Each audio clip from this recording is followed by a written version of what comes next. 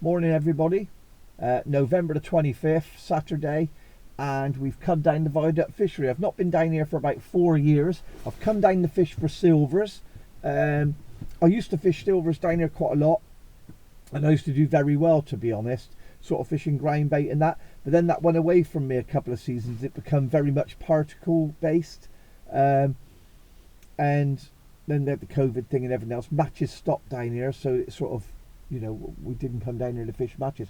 Then matches have come back again the last sort of couple of years, but where I sort of wasn't coming down, you just sort of had other places to go. But really pleased to come back again.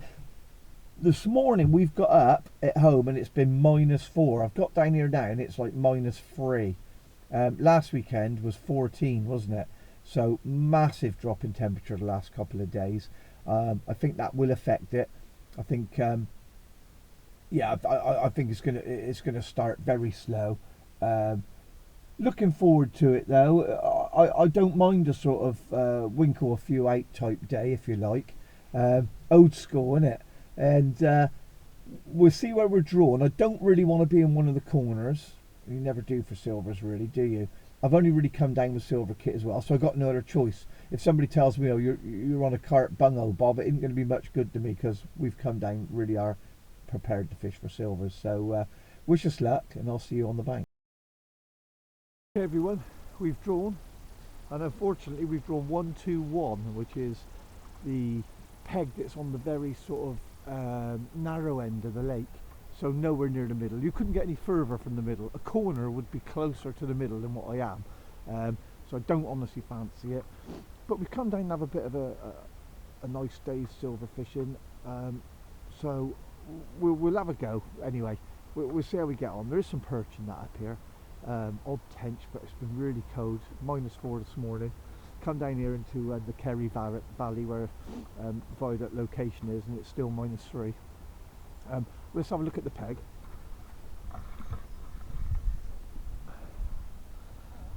So there you are.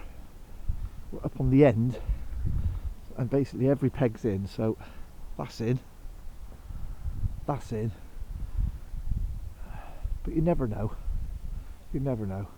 If we can catch a few hand-sized skimmers up here, if we can get a few hand-sized skimmers, we could be all right. So we'll see. See you in a bit.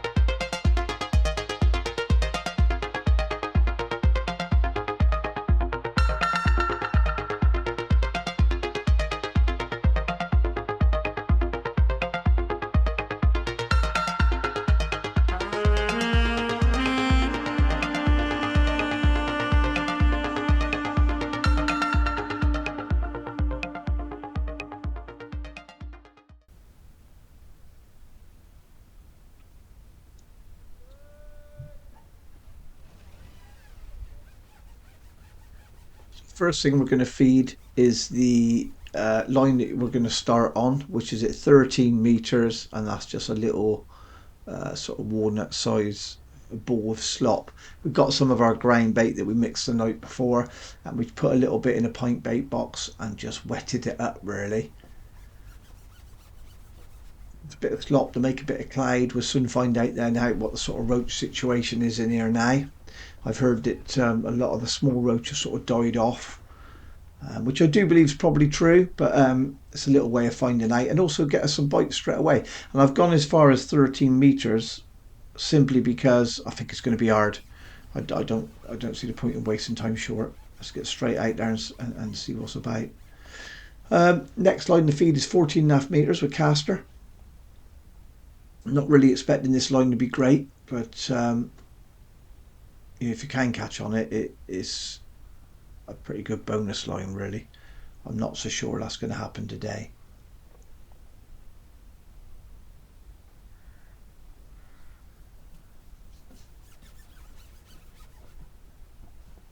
And I think it's going to fish hard, not due to sort of the temperature as such. I mean, it is temperature related, but not due to it being so cold, because anywhere can fish well in the cold, but it's how long it's been cold. So as the sort of fish and the water get time to customize ourselves to it, if that makes sense. It's like it's all about how many degrees it's changed in a short period of time, and that's exactly what's happened. I think in the last 36 hours we've gone in our area, we've gone 10, 12 Celsius to -4. And that's massive in that amount of time, absolutely massive. So I think that's definitely going to affect the fishing. So I just put a ball of grain bait in there on our main 14.5 meter line. Now I'm probably overcooking this line in all honesty, but where I haven't been down for 4 years, um, I'm not 100% sure. And if the big skimmers do turn up, or lots and lots of hand-sized skimmers, and they do have a go, and I've got it wrong, I've got to have a line somewhere where they can sort of settle. And I don't think you're going to be able to top up today, so I want to put a fair bit in. And if they turn up, you know, then brilliant. So we put the first ball in was quite a hard ball. We squeezed it quite hard so as it breaks up a little bit later than the other one. The last one we just put in was just squeezed fairly lightly, and you probably noticed that by the way I was pulling it around there, because it was floating where it still had quite a bit of air in it. And then the third one we put in is basically a cup of loose, just loose ground bait. Just let it spread in the peg, create a bit of a cloud and some attraction. I've put a tiny pinch of castor in there and about 4 dendrobinas chopped up fairly fine, and that's it. When proper skimmers are involved, I think a little bit of worm never hurts, does it? I think bit old school, but a little bit of chop worm, big attractor.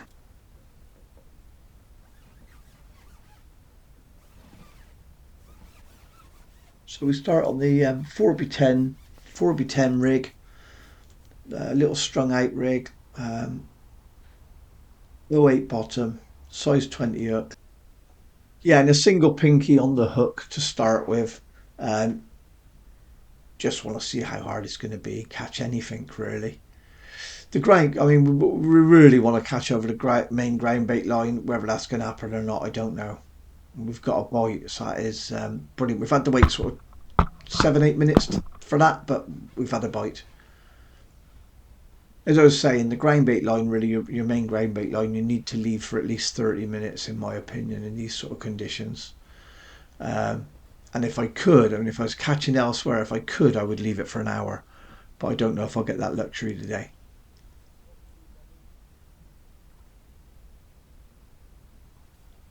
Got a little skimmer to start with, and that is actually a really good sign. Only small, 3 ounces, but a great sign.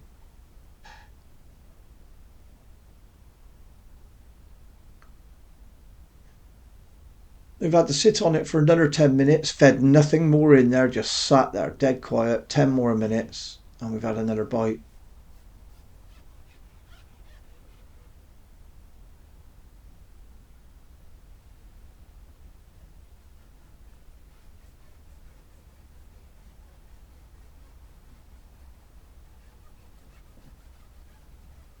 There's one or two people fishing for carp further down the lake because it is just an open match, but about 80% of the people are actually fishing for silvers. Yeah, it's a fish safe qualifier next week, and in 3 weeks' time, there's an on the flyer qualifier. And I don't normally go in for those sort of competitions, but I seen it back in the summer, and I sort of thought, do you know what? It's only local to me, and I rather liked where the final is. The final is at Meadowlands, and I went up there. Simon Jones was running a 2 day event up there. It was sort of, you fish the first day. If you won your section, you were in a big money final the second day. I didn't actually make the big money final. I was beaten by somebody in the section by a pound, and it was a chap who apparently won the final the year before, so he sort of knew the venue as well, so I didn't feel too badly. But I fished a sort of losers match, if you like, they had it there the next day, and I won my section on that and caught, I think, mid sort of 30s, 35, 36 pound of fish, and it was just lovely fishing. Great big open sort of water, real attacking fishing. Um, and I thought I'd quite enjoy having a go at that if I got to it, so I bought a ticket. You're going to need the draw, mind, with everybody fishing for silvers and one person going through. You'll certainly need the draw.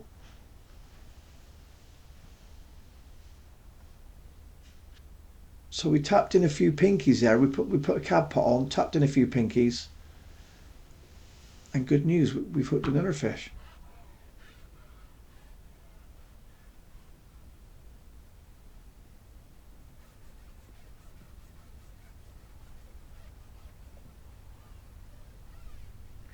Number 4 elastic on this rig. Um, Trying to catch all size fish on it, and also, as you've seen, we're fishing off at a bit of an angle, so once again we've got to cleave the pole round in front of us, and it's just easier with a lighter elastic, and you don't want to be pulling at a fish when you're cleaving the pole round. And that perch we had just now, I mean, he gave a bit of a tussle as perch do, but he didn't really pull very hard, to be fair. Not like they can do. Fish are cold.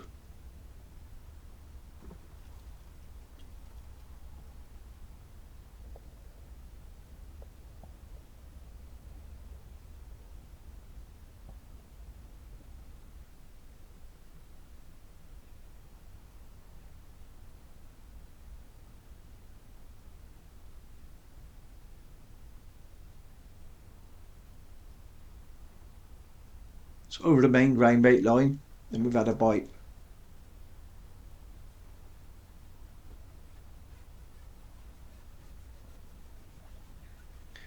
Took a It didn't take that long, to be fair. We sort of dropped on the ground bait, but that can often happen. You drop on there, get a bite straight away, and then we'll see. But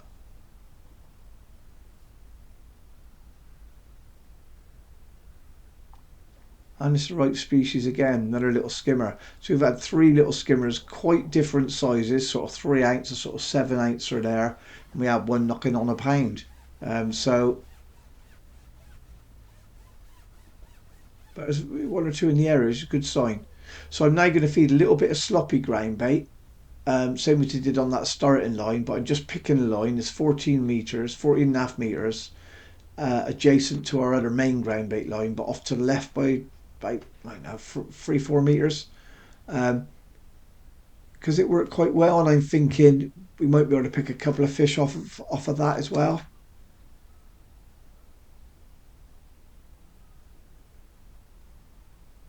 And the reason I did that is because I went back over my main ground bait after that little skimmer, and we didn't get another one.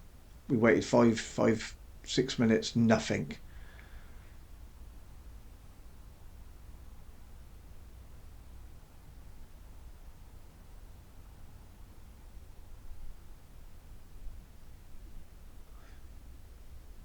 And this fish is pulling a little bit. Number 4 elastic again, 0.8 hook length, size 20 hook. Number number 4 because, like I say, you don't want to lose anything really. You don't want to pull out of anything. And if I get little touches on the float where it's so flat, I've got the floats dotted down, dimpled right down. I want to be able to strike like Zorro at everything.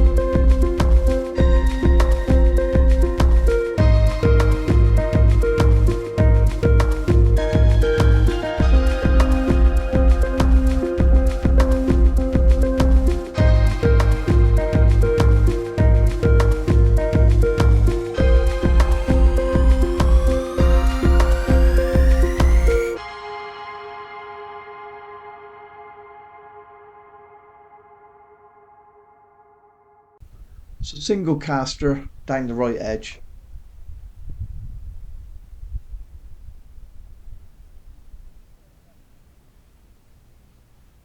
Once again, this wasn't straight away. We had to wait a few minutes. It's one of those days you've got to be a little bit patient, to be honest.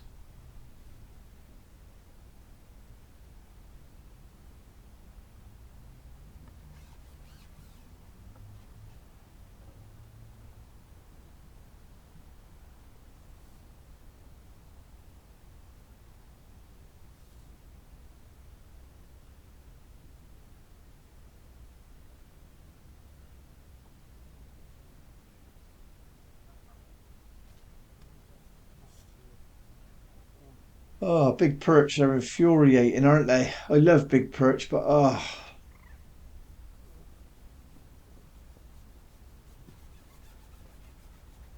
you've probably seen we caught a sort of few sort of dumpy roach. They're all right, those roach. The ones we used to catch down here previously, some of them were just ridiculously small. You know, you needed sort of 3 or 4 to the ounce, um, and they just inundate. It was just inundated with them.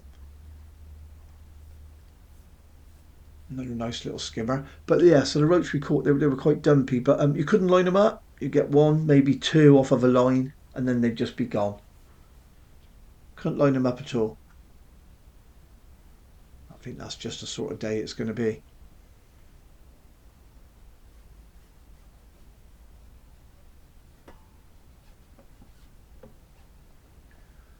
A much smaller fish than the one we lost, unfortunately.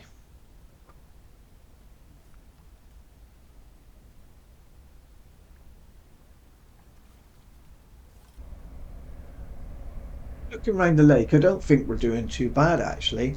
It's hard and tough as the match has been. Proper scratching match, really, for a commercial anyway. I think we're doing all right. I'm always wondering what those pegs in the middle of the lake are doing though, where the proper resident skimmers are. You know, those sort of £2 to £3 jobs are. I'm sure somebody's going to catch, 3 or 4 of those.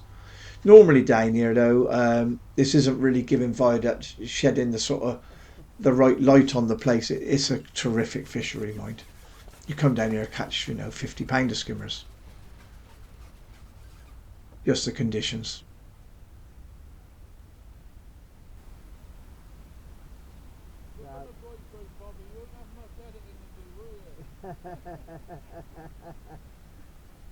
What you had out that flyer, kid? What you had out that flyer? A few? Wow, nice.